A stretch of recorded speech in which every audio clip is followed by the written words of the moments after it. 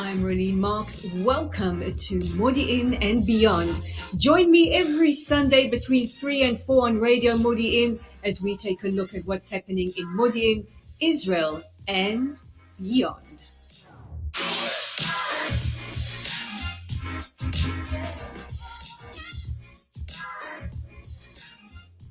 I really have to change that intro because it's not Sunday. It is, in fact, Tuesday. I'm Rolene Marks. This is Modiin and Beyond on Radio Modiin. And I missed you guys last week. I was in South Africa. Glad to be back in Israel. Hey, Michael, I like the simple things in life like electricity and water. Nevertheless, welcome to another edition of Modiin and Beyond. And I wish you could smell the studio because we have our whiskey expert in the studio, Michael Horesh from Whiskey Tasters, with two absolutely superb whiskeys. We're going to be talking Whiskey Live and seeing what is new on the Israeli whiskey scene. And I'm getting these wonderful peaty aromas drifting across the desk to me.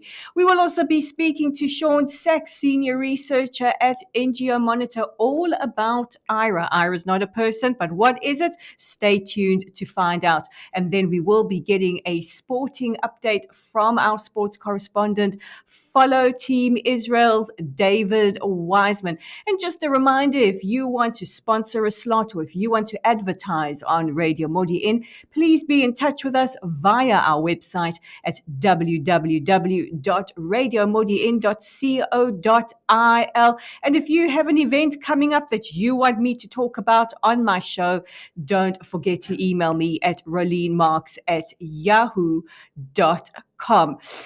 Now, it's that time of the month. We have a big event coming up. You know, we are passionate about our whiskey. We do love that water of life. A huge welcome to our resident whiskey expert from Whiskey Tasters. It is Michael Horesh. Thank you, Rolene. Thank you. And good to be back here. And since the last time, we've been invited back to Modiin to do an event, a whiskey tasting event in Modiin shortly after Sukkot. So we're very pleased to be here. Well, what can I say? We Modiiners love our whiskey, and you're going to tell us exactly how to be in touch with you if you want to book your whiskey event. Whiskey tastings are great fundraisers and just great social events. They are wonderful. They bring people together. You share experience. You share the fun. People do not go away crying. They go away happy, laughing, smiling, wanting to come back again. How do you reach us? With www.whiskytasters.co or simply call me 0523 448 453. Now, you have some absolute incredible whiskies in studio today. Always something new and special. Let's talk about whiskey in Israel. We were chatting about new concepts in distillery, and I know that Israel is one of a few countries that has a license to distill whiskey. Very much so. So what we have coming up this week is the big event Whiskey Live, which doesn't take place in every country around the world, but we're very fortunate. The Milk and Honey are big sponsors of this event. It's starting tomorrow night in Tel Aviv, in Ganei Tarucha, the exhibition center, 2 nights. And basically anyone to do with whiskey in Israel is going to be there. Each year, it's been on for about 7-8 years now, and each year it gets bigger and better, I believe. And there are going to be many of the main distillers, manufacturers, producers from abroad, from Scotland, going to be taking stands at the event. Amazing. I think before we talk maybe about the what's going on the Israel scene, and I've got a lot to tell people about that. I think there's one stand that I'd like to pick out there of those coming from abroad, and they deserve a special mention. And these are the people from Loch Lomond. Now, Loch Lomond is a lake just north of Glasgow. They have a beautiful distillery there, very well run. If you can get hold of their 18-year-old, it is one of the best priced in that range in this country. Absolutely sweet. Why do I pick them out? Because when Whiskey Live was last held in Israel, sort of on the back of Corona, They were one of the few, if maybe the only distillery to send a representative over here. And I thank them for that. And they deserve a special mention for backing Israel. Well, I second that. Anybody who backs Israel, especially our whiskey scene, and especially during difficult times, deserves a special mention from us. Okay, so getting into the local scene, I'd like to point out two new things that are happening. Now, we all know about Milk and Honey, and many people will also know about Golani and Yerushalmi. But I'd like to refer to two newer places. One in particular, I just met them late last week. They're called the Patriarchs. They are simply just starting up. They're based in the Gush Etzion area. What they did was they simply set up a stilling process in their kitchen. These are people Yosef Ortega, Yair, and Gidon Lang. They simply set up a distilling process in their kitchen. They bottled it. They stored it for about 9 months. They even added some peat through a very unique method that I won't talk about. Okay, top secret. Top We're not going to disclose anything here. And the next stage is they will be out to raise money. It's a phenomenal thing to see. Now, on a higher level, let's go over to, people know them as Shevet Brewery up in Zichron Yaakov, Pardes Chana area. Now, they are managed by a team run through Neil Wasserman. And they have set up, in addition to the beer, they have set up an operation called Ruach. Now, Ruach in Hebrew means spirit, so it's a play on the word. Now, they will be at Whisky Live, and they won't be there with their bottles because it is that new that the 6-year-old spirit that's coming out of the cask is still in the cask. So you will be able to taste it for the first time this week. Now, what is special about this? Well, first of all, everything there is done to quality. I went to the distillery about a month ago. Neil took me around. He was the perfect host. Now, what they have, and this is what's really cool, the whiskey starts off in a bourbon cask for about 65% of the time. Then it's transferred, and I think the cask comes from Buffalo Trace, if I'm not mistaken. Then it's transferred into a new cask, a virgin oak cask, for about 35% of the time. And then comes the added little splash. It's transferred into a cognac cask, a kosher cognac cask from France. And it's going to be bottled at around 49%, 48, 49%. The tasting notes that I've received, and I say I haven't tasted yet, are very good. I won't spill the beans exactly on what. Please go to Whisky Live, taste it out of the cask. You'll get cask strength, first fill. Enjoy.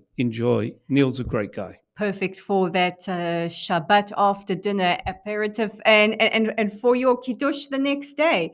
And let me tell you something, great things have come out of kitchens. Everybody's talking about Golda, the movie. And as we know, Golda started the Knesset in her kitchen. So if great things can start in the kitchen for Golda Meir, imagine what they can do for whiskey distillery. Absolutely. Now, I'd like to sort of turn our attention to another new trend in the whiskey world, and that's private bottling. Many people may have heard of Cadenheads or Cadenheads, depending on how you pronounce it. What we've got here, and this is what I'm going to offer you to taste, and I can see you can't wait. Twist my arm.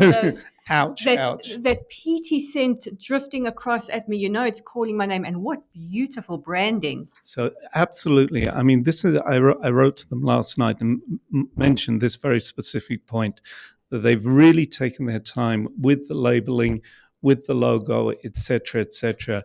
And the box is a very unique box. It looks to be also not too heavy, so they're trying to do a bit on the recycling, etc. Now, this is a company called DS Tayman, Tayman. I believe the D stands for Danny Saltman and the S stands for Saul Taylor.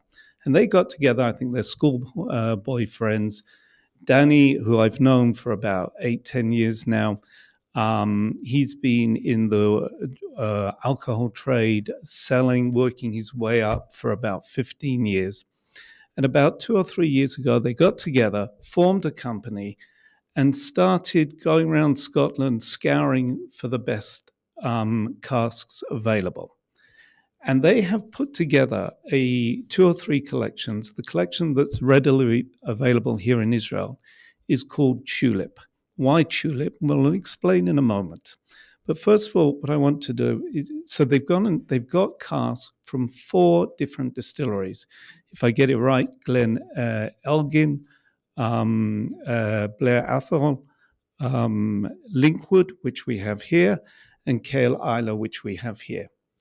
Now, I give you one to taste. If I must. You must. Look at that.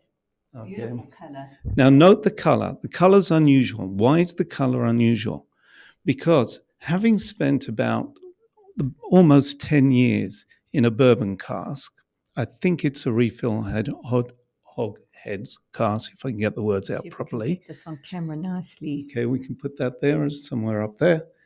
Note that it's not a typical sort of golden brown. There's something extra there. And that's because it spent about 2 years, I think it's about 28 months to be precise, in a Syrah wine cask, which comes from a distillery called Tulip. Okay, so there we have that connection. And then it's got a very subtle bouquet. Well, bouquet being the right word, because it's a kind of Bordeaux type wine. It's called a flamme cask, which is a Bordeaux type. So you're getting the smell, a very sweet smell, almost chocolatey. Someone described it as. It's very sweet and very, very smooth. If you let it roll across all your tongue, you're getting smooth. You're getting, dare I say, berry fruits, a little bit of citrusy. People have said different things. Your taste buds are unique. They really are unique. And by the way, we replace our taste buds every 10 days. You're going to have to try this every 10 days. Just as well, because, we have you in every month. We need to replenish those taste buds. I see. So the air is licking his lips behind the scenes. Anyway, this really... It's got a very fragrant aftertaste. The sort of the finish is very smooth. You have to take a moment to think about it. I felt at the beginning there wasn't quite a finish, and then as the seconds went on, I could feel it gradually, slowly enjoying its way down the throat, so to speak, at the back of the throat. It is almost like a good wine that still has that beautiful aftertaste. A good, absolutely. L'chaim to the guys. Well done, guys. Now, what we're going to have to do is here I'm going to give you, in contrast, as I say, that's for you. I'll swap. I'll see you. Yes. I'll raise you one of those. Okay. So now this one we have from Cale Isla. Such a beautiful PT. Now, the moment you smell this, you smell Cale Isla, which is on the island of Isla on the northeastern coast.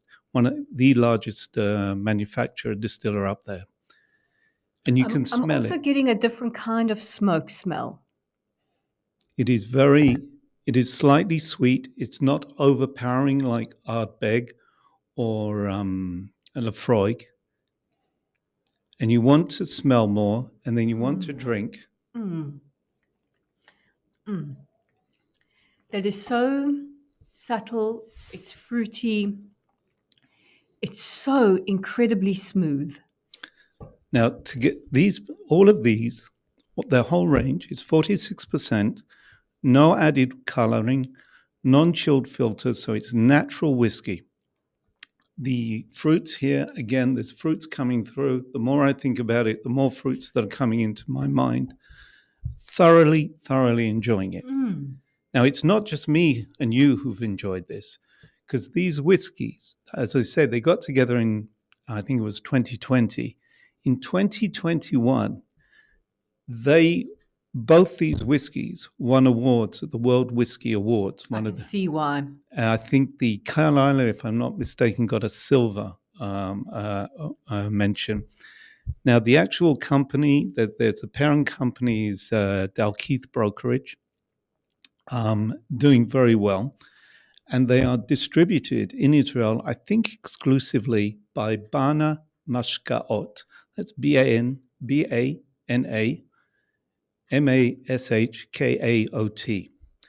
Now, the reason I mention this is, first of all, by the way, Danny will be in Israel. He's traveling overnight tonight, going straight to Ganei Tarucha tomorrow to set up.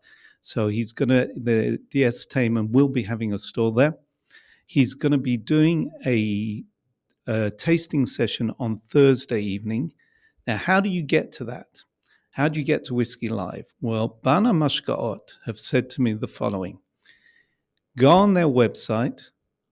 If you order anything from DS Taman, there will be a click-through, or sorry, they will be told to send you, whoever you is, a ticket free to get into Whisky Live. The cost of the ticket is approximately 140 or 150 shekels. I think that is a great deal.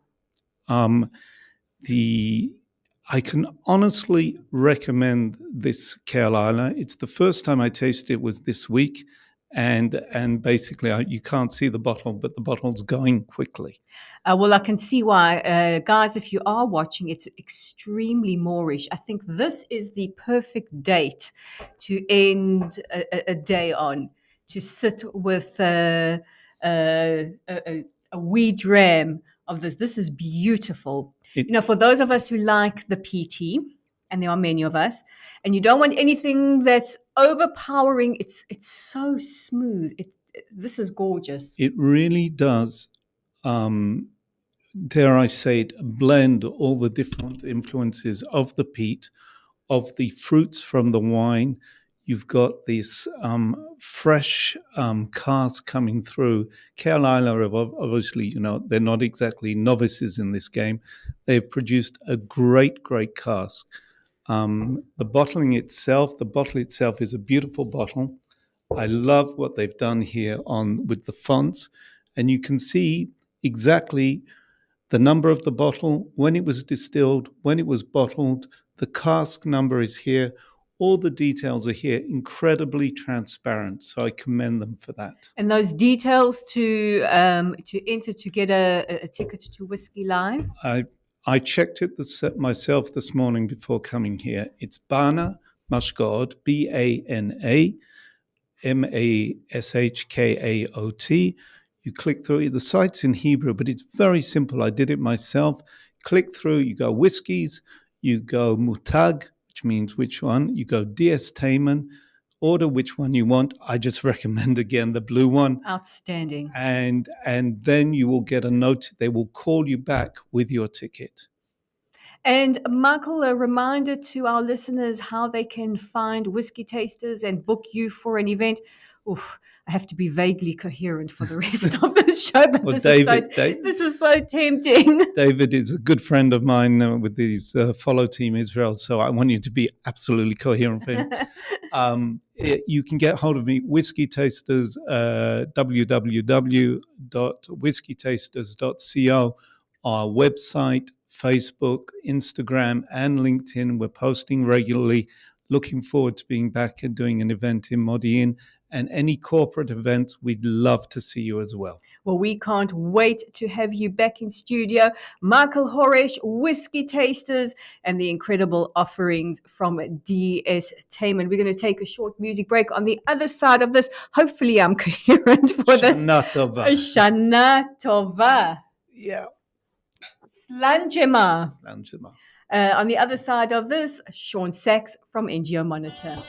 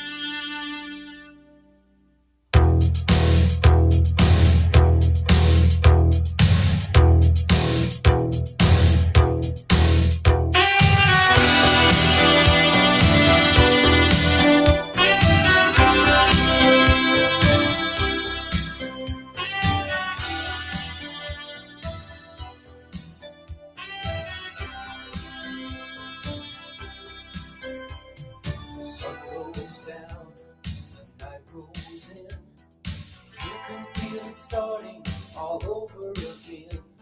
Your mood comes up and the music calls. You're getting tired of staring at the same four walls. You're out of your room and down the street, moving through the crowd in the midnight heat. The traffic roars, the sirens scream. Look at the faces, it's just like a dream. Nobody knows where you're going. Nobody cares where you've been. 'Cause you belong to the city. You belong to the night. Living in a river of darkness beneath the neon light. You were born in the city. Concrete under your feet. It's in your bones. It's in your blood. You're a man of the street.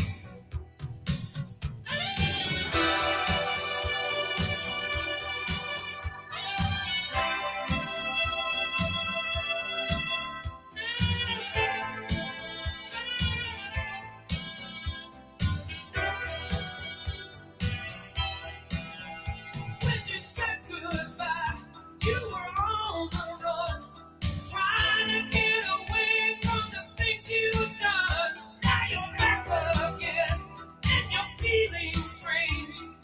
So much has happened, that nothing has changed. Still don't know where you're going. You're still just a face in the crowd. You belong to the city. You belong to the night. Living in a river of darkness beneath the neon light. You were born in the city. Concrete under your feet. It's in your blood. It's in your moves. You're a man of the street. You can feel it.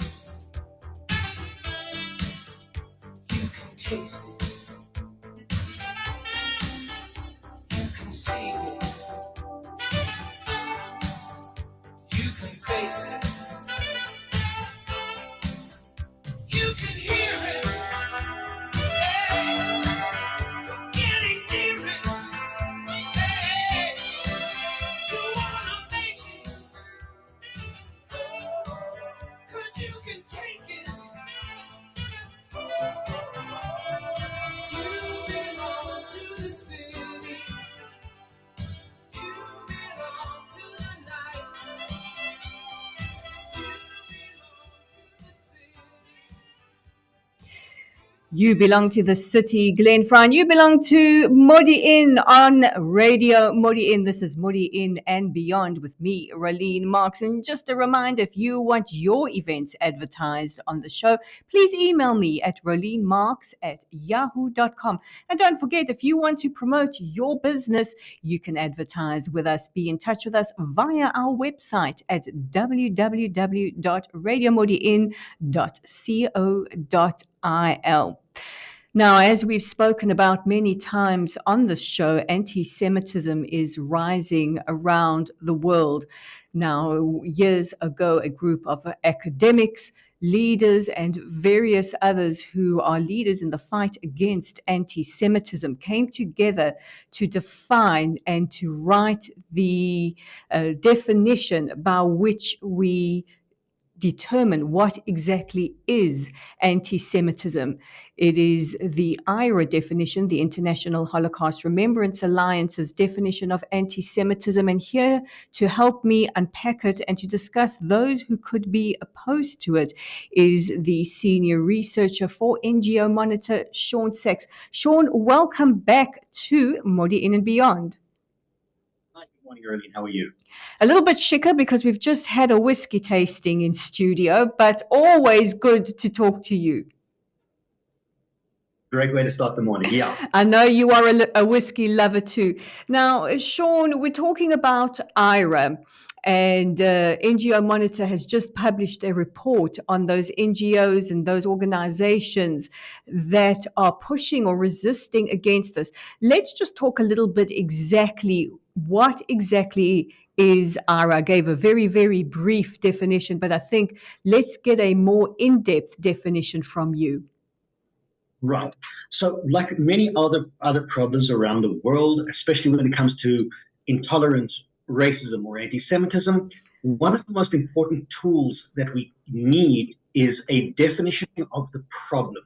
So, it's rather than just throw out words like anti-Semitism or Jew hatred.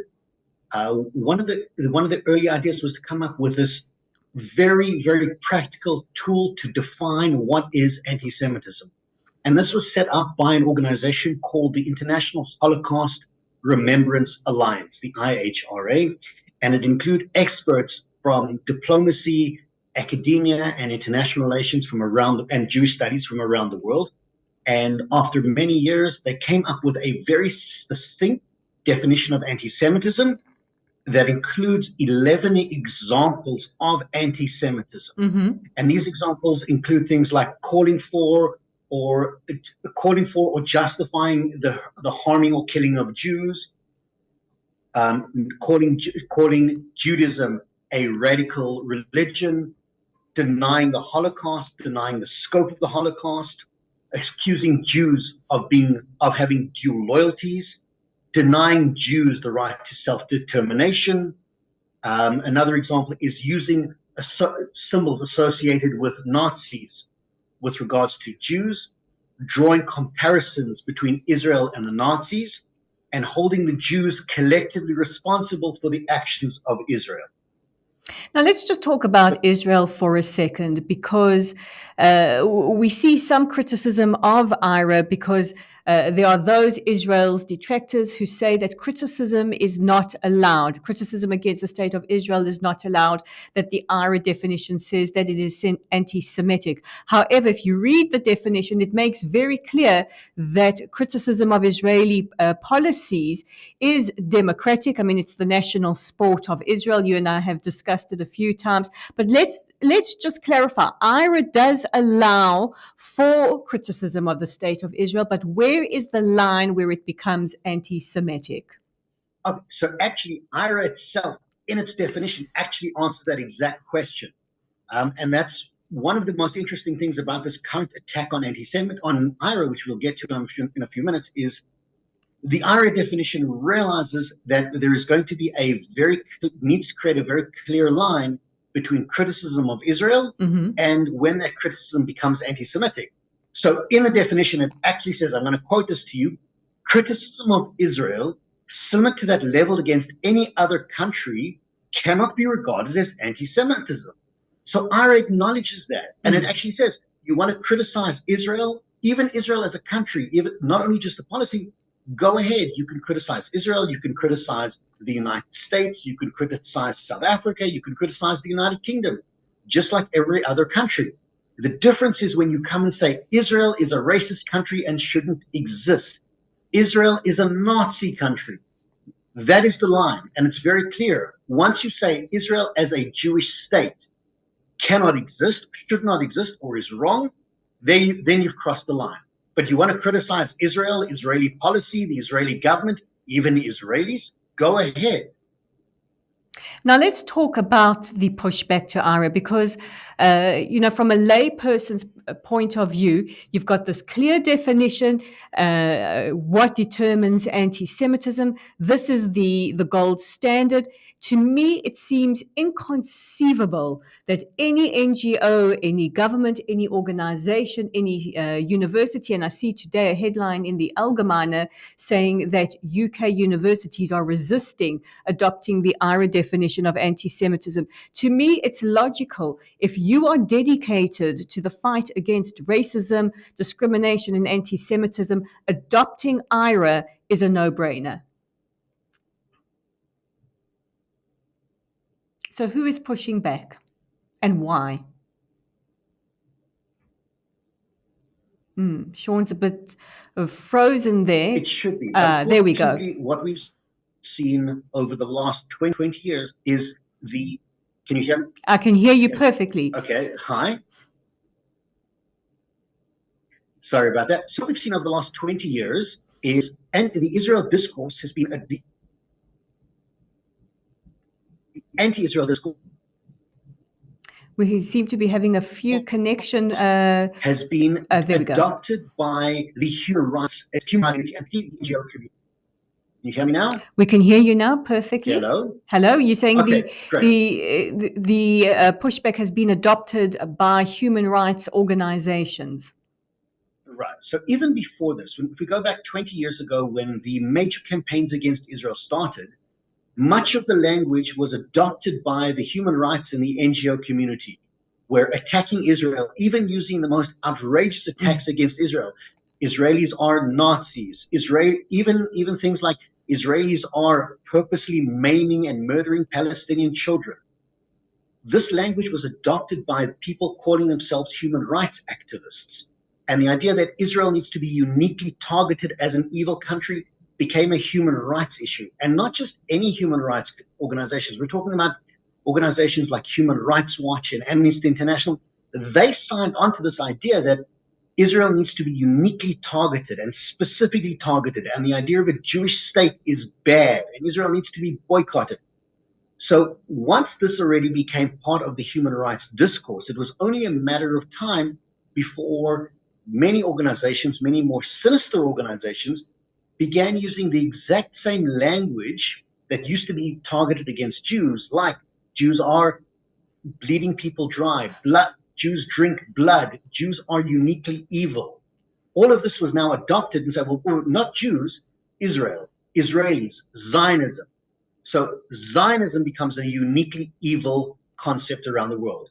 And the shift from blaming Jews to blaming Zionism became a great cover for a lot of organizations to say, no, we're not anti-Semitic, we're anti-Zionist, and anti-Zionist is fine. And even though they clearly crossed, if we can say, crossed the line, as long as they were able to maintain that and say, well, we're only anti-Israeli or we're just using Zionism, you could even claim you're upholding human rights. And the significant change was made when the IRA definition came out and said, well, no, you can't keep using this inflammatory language and expect to be able to be called a human rights activist. You're actually, the idea is to call it what it is. Once you start using the same negative language against Jews and say, well, no, it's just anti-Zionism, that actually is anti-Semitism. And the point was to adopt IRA so that you have a very clear standard, a very clear definition. And this line between anti-Zionism and anti-Semitism is made very clear with the IRA definition. The reason there's so much pushback is because there are many in academia, in trade unions, and in the human rights community that don't want there to be a clear definition. They don't want there to be a clear line, because that means a lot of the language that they use, a lot of the people they associate with, are now openly going to be acknowledged as anti-Semites. That's holding a mirror up to their language, to their type of discourse. Exactly. And what human rights organization wants to acknowledge that they are employing anti-Semites. No human rights organization wants to actually acknowledge that they're using the language of somebody who's quite openly using defamatory language against Jews. No one in academia today wants to be associated with anti-Semitism. So the answer is, rather than root out anti-Semitism, it's let's root out anything that defines us as anti-Semitic. Labor unions that are supposed to represent people don't want to be called anti-Semites. So their answer is, well, we'll just root out anything that calls us anti-Semitism.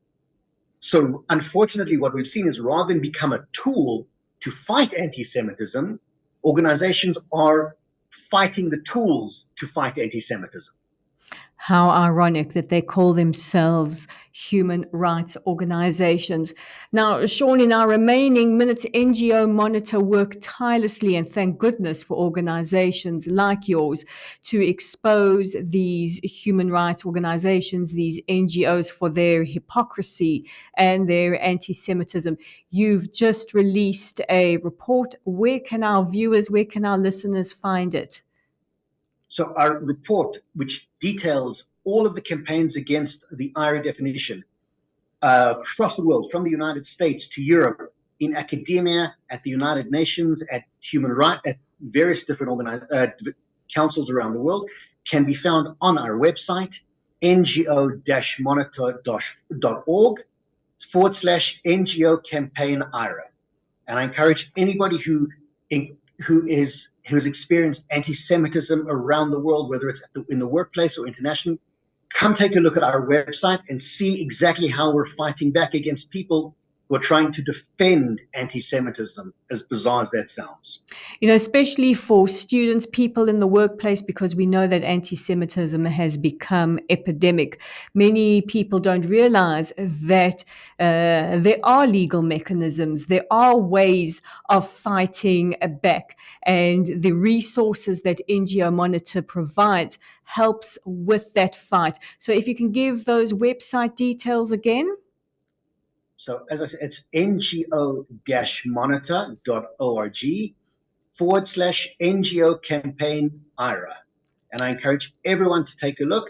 And if anybody wants, I'm sure I will send you the link and they can contact me directly. And I will be very happy to provide information and resources to anybody who is facing issues of anti-Semitism. Shaun Sachs, Senior Researcher at NGO Monitor. Thank you for the sterling work that you and your organization are doing. And I wish you were in studio with me because we still have some leftover whiskey. I know you are a whiskey fan, and we could drink a toast, Shana Tova, to the new year and to the extraordinary work that you are doing. This is Modiin and Beyond on Radio Modiin. We're going to take another short music break. On the other side of this, stay tuned for your sports details. כשהייתי צריכה אותך, איפה היית כשהייתי פה בשבילך, כשתישרט לי כמו כל החברים שלך, אל תתקשר אליי. איפה היית כשהייתי צריכה אותך, איפה היית כשהייתי פה בשבילך, גם אם בסוף תבין שאין בזה ברכה, אל תתקשר אליי. היית לב שלי, היית כל העולם, כי ככה זה איתך, חוזר ושוב נעלם, ואין עוד פעם, כי מה הדם, שתזייף לי אהבה בלילות. היית בא אליי, היית בא בחלום, תראה אותך עכשיו, כבר לא אומר לי שלום, תגיד לי למה, תמיד זה ככה, אתה מחפש אותי פתאום בלילות. איפה היית כשהייתי צריכה אותך, איפה היית כשהייתי פה בשבילך, שתישרט לי כמו כל החברים שלך, אל תתקשר אליי. איפה היית כשהייתי צריכה אותך, איפה היית כשהייתי פה בשבילך, גם אם בסוף תבין שאין בזה ברכה, אל תתקשר אליי. נגמר לי האוויר, נשמתי רק בשבילך, עכשיו תרקוד לבד, או עם האגו שלך, אולי טעיתי, על מה בכיתי, חבל על כל דמעה שלי מלוכה. איפה היית כשהייתי צריכה אותך, איפה היית כשהייתי פה בשבילך, שתישרט לי כמו כל החברים שלך, אל תתקשר אליי. איפה היית כשהייתי צריכה אותך, איפה היית כשהייתי פה בשבילך, גם אם בסוף תבין שאין בזה ברכה, אל תתקשר אליי.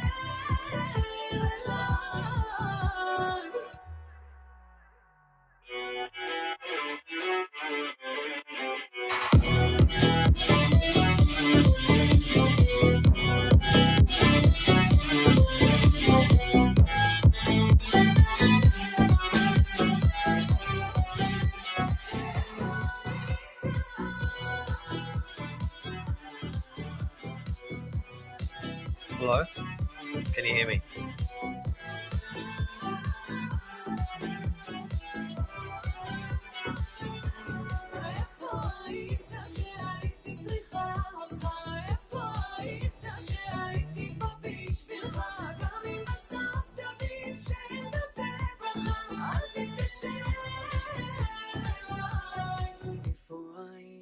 שהייתי צריכה אותך. For Hait Sarit Haddad. And before we talk to David Wiseman from Follow Team Israel, just some notice of upcoming events. Don't forget the municipal elections on the 31st of October. You shall be receiving your voting cards pretty soon. There will be a screening of J'accuse, that is the movie that takes a look at Lithuanian complicity during the Holocaust. That is coming up on the 22nd of October.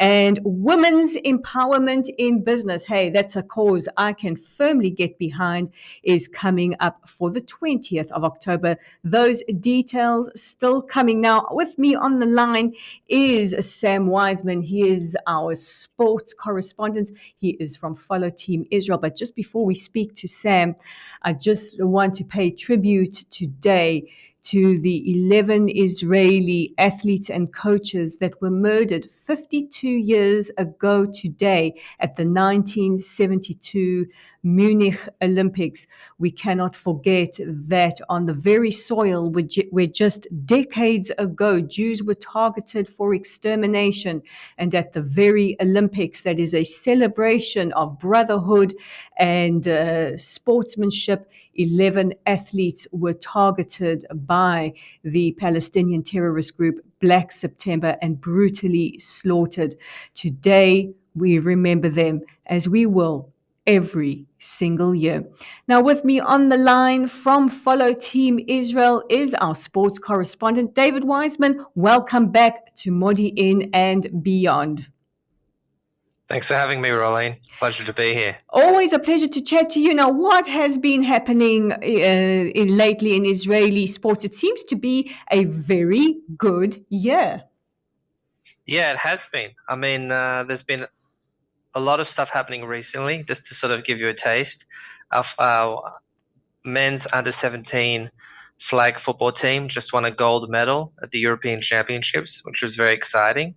Valerie Kramer, a climber, won a silver medal in a Europe Cup event. I believe that's the first time we've won a climbing medal there. And also our women, for those card players who like to play bridge, our women won the World Bridge Championships, which was very exciting. In rhythmic gymnastics, they just had the World Championship last week. We won 2 gold medals and 1 bronze. Incredible. So Daria Atamanov won bronze in the all-round individual. Our team also won gold in the all-round team and also in the 3 ribbons and 2 balls. And also, it's been a great time for us this summer in hosting events. So we just hosted the European Under-20 Athletics Championship.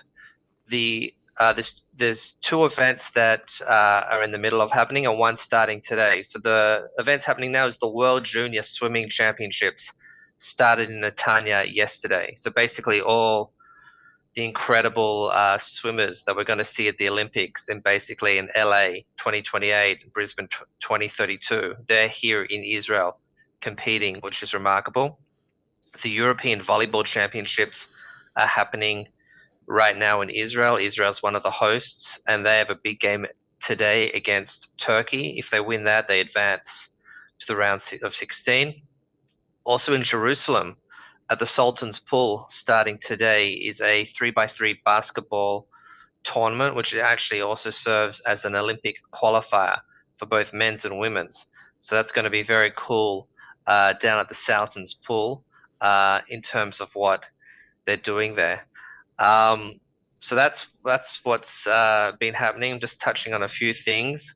And now also I want to discuss what's happening next. Now, before we get to that, I have a very, very important message to you from Michael Horesh. He is our resident whiskey expert.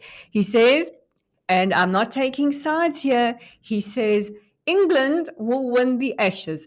Don't shoot the messenger, just passing it on. Okay. No commitment from the Aussie there. Okay, just saying. Yeah. So tell us what we can expect next, because 2023 seems to be the year that has put Israeli sports firmly on the map. Yeah. So Maccabi Haifa didn't qualify for the Champions League. They made it to the sort of the second tournament, the Europa League, and they're in a group with Villarreal, Spanish side, Rennes, a team from France, and Panathinaikos, a Greek side. So they'll going to play the round robin for the next couple of months, and then if they make the top two, that'll advance to the knockout stage. And also Maccabi Tel Aviv qualified for the Europa Conference League, which is the third tier competition, and they're with Ghent from Belgium, Zoria Lunatsk, an Ukrainian side, and an Icelandic team that I won't pronounce. Staying on football or soccer, if you will, Manos Solomon is playing for Tottenham, and they've started the season really well. So it's sort of great to see him playing there, contributing, which is great. And also recently, Daniel Peretz, the goalkeeper, moved to Bayern Munich, which was also a great sign of that a young, talented players being picked up by the big teams. In a couple of weeks, Israel is going to be hosting Davis Cup tennis against Japan, which is going to be great. That's happening here in Tel Aviv. 2 men and 2 women, 4 weightlifters, just flew to Saudi Arabia, of all places. Oh, that's incredible. For the World Weightlifting Championships. So like I said, 2 men, 2 women representing Israel then, and that's going to be fantastic. And happening at the end of the month, we've got the European Baseball Championships in the Czech Republic. Israel won silver last time, so it's going to be great to sort of see how they do this time. You know, obviously baseball, they've really put themselves on the map the last sort of 5 to 6 years with their performances, and they've just gone from strength to strength. This is awesome to see. Now, before we let you go, the Olympics are just a year away. We opened the show paying tribute to the Israeli athletes and coaches that were brutally murdered some 50 years ago today. But, we remember them, and to honor their memory, we make sure that we perform to the best of our abilities in the Olympics. Now, that is just a year away. How is that looking? What are we looking at qualifying in? So there's already a team of 41 across 6 sports.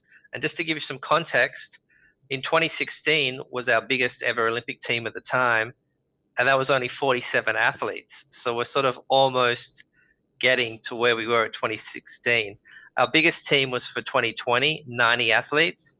And we're going to get close, I think, to sort of beating that, getting to 100.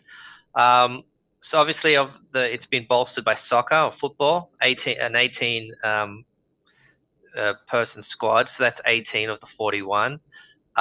In athletics, we've already qualified 3 men's marathon runners, not yet determined who they'll be. And in the women's side, with Lona Chemtai Solpeter has confirmed her spot in the women's marathon. And Lona finished 4th at the recent World Championships in the marathon, and Maru Teferi actually won silver. So we've never won an Olympic medal in track and field, and who knows, like if that continues, we could really go close. Equestrian is going to be back for the second time after qualifying last time in team jumping and individual jumping. Gymnastics, in the rhythmic gymnastics, Daria, who I mentioned before, who won a medal in the individual, she's qualified a spot, and also the team has qualified a spot. Then we've got some sailors and some swimmers. But you can expect, as sort of it gets closer to Paris and there's more like qualification is secured, judo obviously, and archery probably, and all the badminton and all the other sports that we've been to in the past, and potentially for the first time we could be sending some climbers. I mentioned Valerie before, and also skateboarders potentially for the first time. Well, if shopping was an Olympic sport, I would qualify for that. David and his team at Follow Team Israel will be keeping us up to date during the Olympics and in the run-up to the Olympics. Where can we find you guys? Primarily on Facebook, so facebook.com/Follow Team Israel. Also on Instagram by the same name. That's where you'll find us. Well, we stand firmly behind Team Israel. And that's going to be it from me for today on Modiin and Beyond. A huge thank you to our guests, our resident whiskey expert, Michael Horesh from Whiskey Tasters, keeping us pleasantly lubricated, Shaun Sachs from NGO Monitor, and our resident sports correspondent, David Wiseman from Follow Team Israel. And a massive thank you to the man who makes it all happen. He's behind the scenes, Pe'er Atia, playing the music, twiddling the knobs, maintaining the connections, and making sure that I behave myself. And a massive thank you to you as well for listening to Radio Modiin and Beyond. I'm Rolene Marks. Tune in next Tuesday between 10 and 11 right here on Radio Modiin. I'm out of here. Have a great day. רדיו מודיעין, התושבים מדברים, רדיו מודיעין, התושבים מדברים.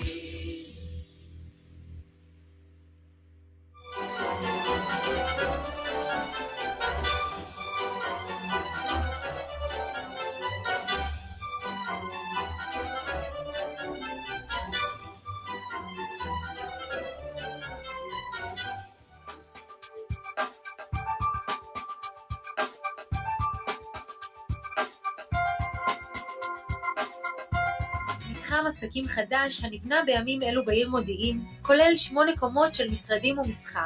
המשרדים תוכננו לניצול מרבי של החלל, עם חלונות זכוכית העוטפים את הבניין, ואפשרות חלוקה למשרדים קטנים הפונים לנוף. בעיר מודיעין. שלטק מודיעין הוא מתחם עבודה שיתופי ליזמים וחברות. בשלטק תמצאו עמדות עבודה אישיות, משרדים סגורים, חדרי ישיבות מרווחים, מרחבי הדרכה משודרגים, בקיצור, כל מה שעסק בצמיחה צריך. שלטק, עסקים שגדלים יחד. טרייד סטיישן, אפליקציית המסחר זוכת הפרסים. לסחור רק עם הטוב ביותר. אליט פלטפורמס, המקבצה הפיננסית שלכם.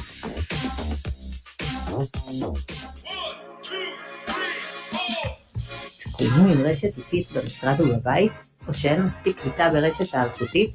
מפחדים שאין לכם הגנה מספיקה לבית ולעסק שלכם? שואלים את עצמכם, למה החשמל נופל לי כל הזמן? פיסיקו מחשבים, חשמל ותקשורת, היא הפתרון האולטימטיבי לעסק ולבית שלכם. עם ניסיון של 22 שנה בתחום המתח הנמוך והגבוה, נותנים לכם מענה בכל הקשור לכל עבודות החשמל בבית ובעסק שלכם. פתרונות אבטחה מתקדמות, מצלמות אבטחה, הדקות, אינטרזום ובקרות כניסה. הקמה ושידור רשת המחשבים והאינטרנט שלכם בעסק ובבית.